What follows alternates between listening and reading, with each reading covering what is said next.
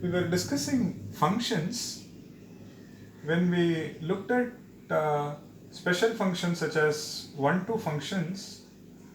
We said if it is one-to-one implies that when we add mapping from domain to codomain, we said we should have more elements on codomain, which means cardinality of B is at least the cardinality of A. So then when we looked at onto functions, we said we should have more choices on the domain, which means cardinality of B is less than or equal to this. Then subsequently we looked at bijective functions, which are both one-to-one and onto, which means combining these two we get cardinality of A and B are one and the same. These are all necessary conditions, and satisfying a function satisfying this need not satisfy this, meaning sufficiency need not be true always. For example, here is an example where cardinality of B is greater than or equal to cardinality of A, but it fails to satisfy one-to-one property. For example, you take 1, 2, 3, 4, and on this side you have P, Q, R, S, T. So cardinality of B is more than this, and now we need to show that there is a function which is not one-to-one. For example, which means two elements are mapped, and I map this and I map this. So it turns out that here is a function f which is satisfying this, but it is not one-to-one. It is a function, but it is not one-to-one. So it is only necessary and it is not sufficient. Similarly, you can take a function where domain is more than this and it fails to satisfy onto.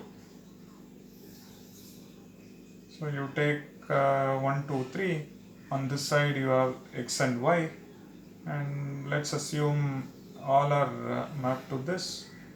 Now this is function, answer is S respecting this condition, but it is not onto. On the similar line, one can construct functions with this property but fails to satisfy bijective. So on this side, so you see that all are mapped to this. Now it is not onto, therefore it is not bijective. It is a function, so it need not be bijective. So which means all these conditions are necessary, it need not be sufficient always. Okay, and the other thing is, so this is one, when we looked at one-to-one functions, so we add a function from say A to B. For example, if you take say 1, 2, 3, on this side x, y, z, w. So it's a one-to-one function. So something like this. This is an example of one-to-one. So in general, you have A1, A2, so on up to say AM. On this side, you have something like B1, B2, and so on up to Bn, and n is at least n. So this should be mapped to some Bi, and this Bi cannot be used again. So when I look at A2, I may have to choose something. Similarly, when I look at something here, I will have to choose. So each time you choose a different Bi. Okay, and there will be some BIs for which you may not find a pre-image. That's perfectly acceptable. as far as one-to-one functions are concerned. So now if you look at 1, 2, 3 and its images x, y and w, you just take that alone. What am I saying? You focus on, say, a function f prime from a to f of a. So do not focus on b. Instead, you just focus on f of a. When I say f of a, I mean on this side 1, 2, 3. On this side, it is just x, y and w. So you see that 1x, you see that 2y and 3.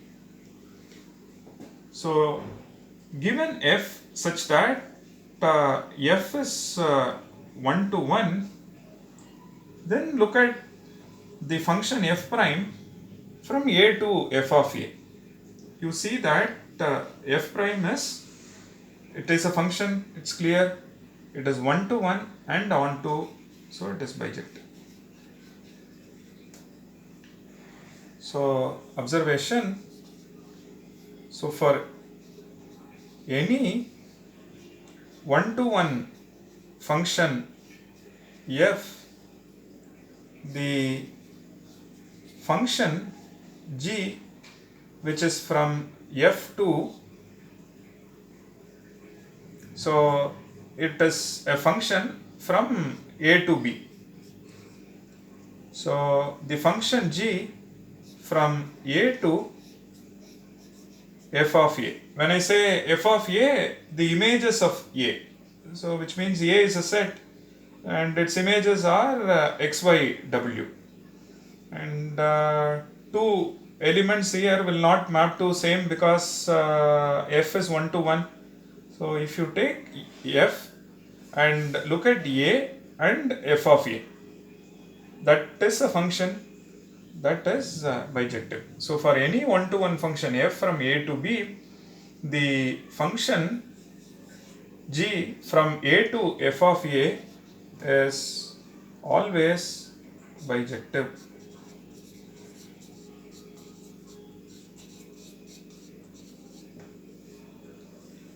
Okay, this is an interesting observation. This is true for any 1 to 1 function.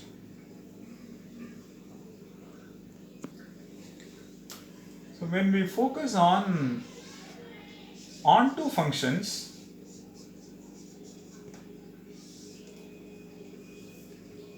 so we say that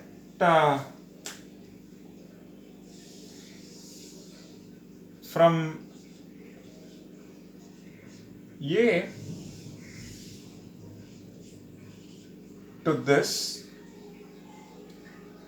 each element in this should have a pre-image. So y cannot be mapped to this, so y has to be different, and z cannot be mapped to 2 or z cannot be mapped to this, so this has to be different, which is why we said for each of them I should have one unique image here. So which means cardinality of this must be at least this, and it is a function, so 4 has to be mapped to any of this, so I can map to this. So this one is a function and it is not 1 to 1, but it is onto. So 1 to 1 function brings uniqueness from domain to codomain. For any two elements, if you see, they cannot be mapped to same, so they have to be different. So with respect to domain, from domain to codomain, if you see, 1 to 1 function brings uniqueness. You look at any two elements, their images have to be different. And if you look at any two, can their pre-image be same? And if that's the case, it is not even a function. So which means onto functions This brings uniqueness from codomain to domain, which means the pre-images, right, they bring uniqueness. Over here, the images bring uniqueness. So which means from this side, if you see, we have to have uniqueness something like this. First element is mapped to some element here, and second element is mapped to some element here, and it has to be different at each stage. And from this side, if you see, uniqueness is brought in, which is why if you see a bijective function, we always see a parallel lines like this between AI to Bj. We will not have something like this. Similarly, we will not have an element and both are mapping to same. So this will not be there from pre-image side, and this will not be there from image side, so both are forbidden, which is why when we look at bijective functions, we see parallel lines if you look at the image map. Fine. So that shows that for each of them, you see pre-image is unique if the function is onto. For each of them, the image is unique if you see for one-to-one functions. Okay. Now, you have 1, 2, 3, 4. On this side, you have, say, xy.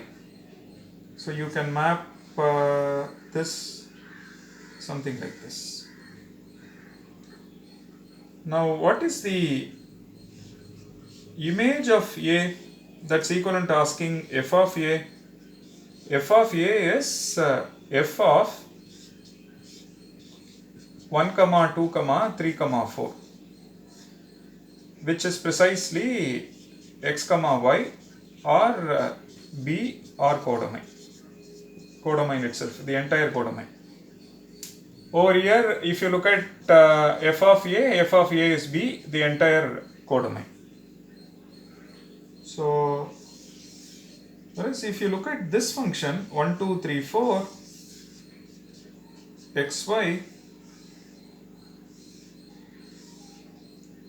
now what is f of A? F of A is just x, and this is not same as B. So if f of A is same as B, what can we say? What is f of A? F of A is the image of A with respect to the function f, or it is also known as range of A, range of some subset in particular A. So if in this case range is not same as codomain, and in this case range is same as codomain, correct? So, and the function is onto, which means what is our observation? So onto functions, if and only if range equals codomain. So onto function says by definition for each element in codomain there is a pre-image, correct? And every element in domain has to be covered because it is a function. So every element in domain has to have an image on the other side. And function definition says, onto function definition says, for each of them there should be a pre-image. So which means range equals codomain. And if you look at a function which is satisfying this property, range equals codomain, and that shows that each of them has got a mapping. That is precisely the definition of onto functions. So this function is onto, And also you can see that range equals codomain. This function is onto and range equals codomain. This function is not onto, and you also see that range is not same as codomain. And so for onto functions, you see this interesting property. Just by looking at the definition, you see that these observations are falling in place.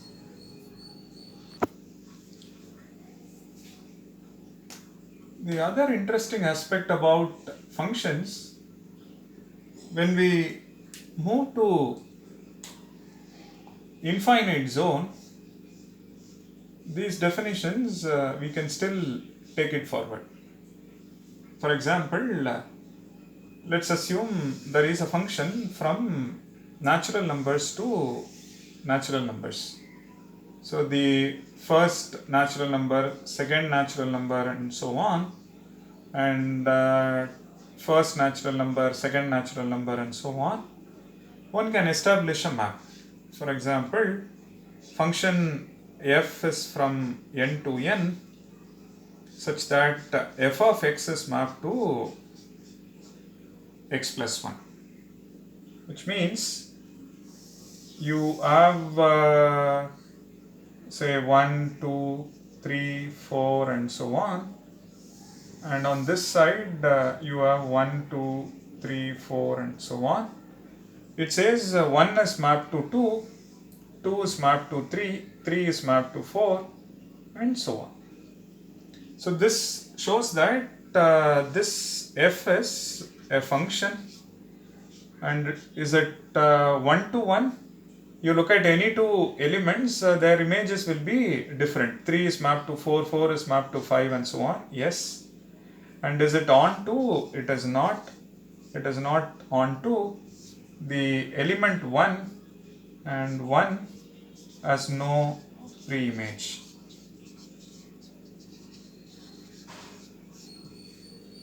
Correct? So you see that here is a function which is 1 to 1 but not onto, because the element 1 has no pre-image. But if you look at any two elements in the domain, its image is unique. So if you look at f of x is equal to x, 1 is mapped to 1, 2 is mapped to 2, and so on, 1, 2, 3, and so on. On this side it is 1, 2, 3, and so on. 1 is mapped to 1, 2 is mapped to this. This one is clearly a bijective function, which means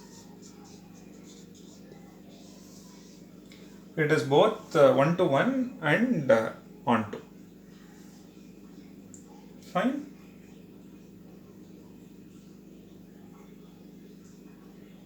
So one can also look for other bijective functions, not just this identity map, in the context of natural numbers, and we shall revisit this. And when we talk about infinite sets, not just natural numbers, we will also look at rational numbers, real numbers, and so on. So for the time being, I am just highlighting the fact that the theory of relations or theory of functions can be extended to the infinite sets as well. So the idea or the notion of something like one-to-one functions or onto or bijective, all these properties one can discuss very similar to the way we discuss in the context of finite sets. Now what we will do is we will count how many different onto functions are there and how many different bijective functions are there. So to talk about how many different onto functions are there, we need some sophisticated mathematical tools. What we have seen so far may not be good enough to get the exact bound. So what we will do is we will look at something called principle of inclusion exclusion, which we shall discuss with couple of examples, and then we switch to counting the number of onto functions using the technique PI, principle of inclusion exclusion. And subsequently, we'll also look at how many different bijective functions are there. From there, we will start looking at infinite sets in detail. This would be our focus.